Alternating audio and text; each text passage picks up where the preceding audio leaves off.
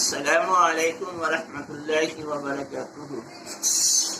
Myself Abdul Haq, Diniya teacher, ZP Zakaria English High School. Welcome all of you in Diniya online classes. My dear students, today I will continue our chapter number 16, the story of Prophet Musa alayhi salam. In previous lectures, I have been described the childhood and prophethood of Prophet Musa alayhi salam, and today I will explain the contest with the magicians and chastisements as a warning. So I will start from the contest with the magicians. The Pharaoh gathered as magicians from all over the country. Before the contest began, the magician said, "O Musa, would you like to throw first, or shall we do?" Musa said, "First you may throw your charms." Suddenly, due to the charms of the magician, Musa saw the illusion of ropes and stuffs thrown by the magician racing towards him. For a moment, in the heart of his heart, he got frightened by the sight. Allah consoled him. "Do not be afraid, only you will be dominant. Throw your stuff and you will see it devouring all the things which they have set forth, and it is all an illusion of magic. And a magician can never be successful, whatever pomp and show he may display." So the stuff of Musa turned into a python and devoured all the charms put forth by the magician. इससे पहले lecture में मैंने आपको बताया था कि जब मूसा अलैहिस्सलाम फिरौन के दरबार में पहुंचे और वो निशानियां जो अल्लाह ने उनको दी थी वो फिरौन को दिखाई, तो वो कहने लगा कि तू तो ये कोई बड़ा जादू लेकर आया है जिसके जोर से तू हमें इस मुल्क से निकालना चाहता है।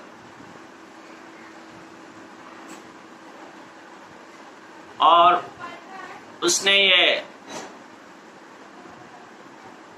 बात रखी मूसा अलैहिस्सलाम के सामने कि अगर तू जादू के मुकाबले में हमारे जादूगरों को डिफीट कर देता है तो हम तेरी बात मान लेंगे, तुझ पर ईमान ले आएंगे।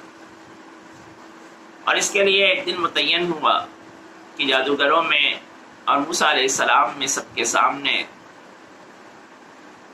जादू का मुकाबला हो। चुनांचा वो दिन जो तय हुआ था इनके दरमियान कॉन्टेस्ट का, जब वो दिन आया, फिरौन ने सारे मुल्क से बड़े बड़े जादूगरों को बुला रखा था और वो अपना बेहतरीन जादू दिखाने के लिए तैयार खड़े थे। इधर मूसा अलैहिस्सलाम भी उससे मुकाबले के लिए पहुंचते हैं वहां, और जब इनका आमना सामना होता है तो वो जादूगर कहते हैं कि ऐ मूसा, तू पहले अपना जादू दिखाएगा या हम दिखाएं?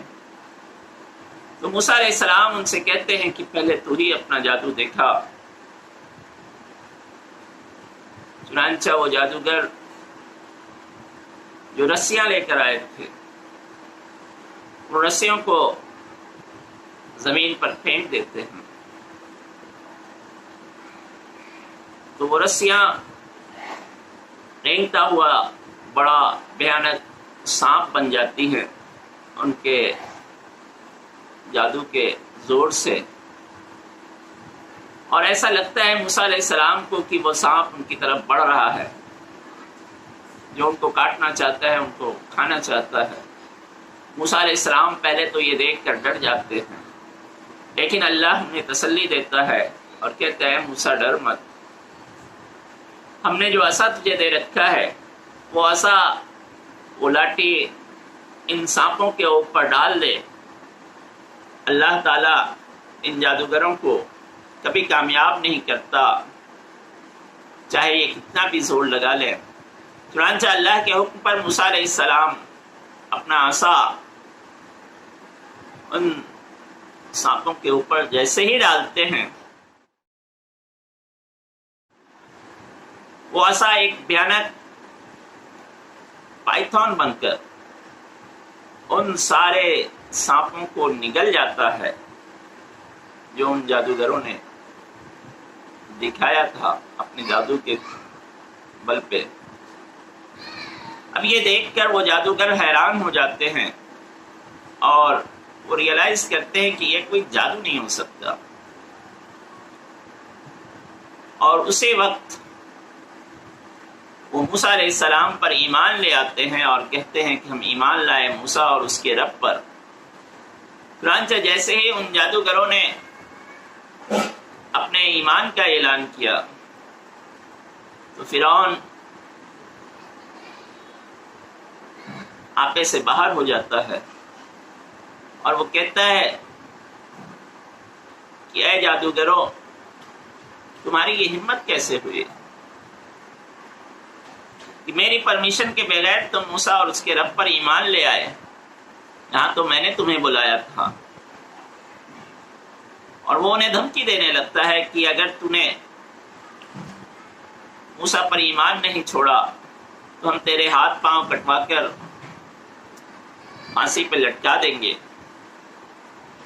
لیکن وہ جادوگر کہتے ہیں کہ اب تو چاہے جو کر لے، چاہے تو ہماری جان لے لے، ہم اب موسیٰ پر ایمان چھوڑنے والے نہیں ہیں، کیونکہ ہم نے جان لیا ہے کہ وہی اصل دین ہے، اصل ایمان ہے۔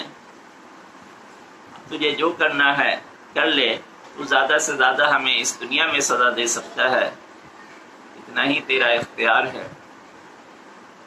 وہ ان کی باتوں میں نہیں آتے تو فرعون بولنے لگتا ہے کہ لگتا ہے یہ موسیٰ تم سب کا سردار ہے جو تمہیں سکھا کر یہاں لایا تھا، اور پھر الٹی سیدھی باتیں کرتا ہوا وہاں سے نکل جاتا ہے، اور اس کے بعد بنی اسرائیل کے اوپر اور زیادہ ظلم کرنے لگتا ہے،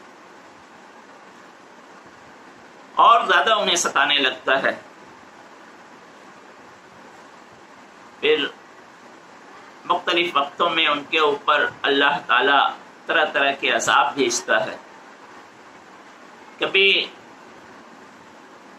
قحط کی شکل میں، کبھی طوفان کی شکل میں، کبھی کلر انسیکٹس ان کے اوپر آتے ہیں، کبھی میڈکوں کی بارش ہوتی ہے، کبھی خون کی بارش ہوتی ہے، طرح طرح کے عذاب ان پر وقتاً فوقتاً آتے رہتے ہیں۔ اور جب بھی کوئی ایسا عذاب آتا تو وہ موسیٰ کے پاس پہنچ جاتے ہیں، موسیٰ اپنے رب سے دعا کرو اس عذاب کو ہم پہ سے ٹال دے تو ہم ایمان لے آئیں گے۔ لیکن جب یہ عذاب ٹل جاتا وہ پھر اپنی اسی پرانی عادت پہ لوٹ جاتے اور پھر اسی طرح سے بنی اسرائیل کو ستانا شروع کر دیتے اور ظلم کرنا شروع کر دیتے، یہاں تک کہ ظلم کی انتہا اتنی بڑھی کہ اب موسیٰ علیہ السلام کی برداشت سے باہر ہو گیا۔ تو انہوں نے اللہ سے دعا کی، اے اللہ، اب فرعون کا ظلم ہماری برداشت سے باہر ہے، تو ہمیں اس ظالم سے چھٹکارا دلا۔ چنانچہ اللہ نے ان کی دعا قبول کی اور موسیٰ علیہ السلام کو حکم دیا کہ تم بنی اسرائیل کو لے کر ایجپٹ سے نکل جاؤ۔ چنانچہ موسیٰ علیہ السلام اللہ کے حکم پر بنی اسرائیل کو ساتھ لے کر ایجپٹ سے نکل جاتے ہیں۔ اب آگے کیا ہوتا ہے انشاءاللہ اگلی ویڈیو میں آگے کے حالات بیان کیے جائیں گے۔ Thank you very much.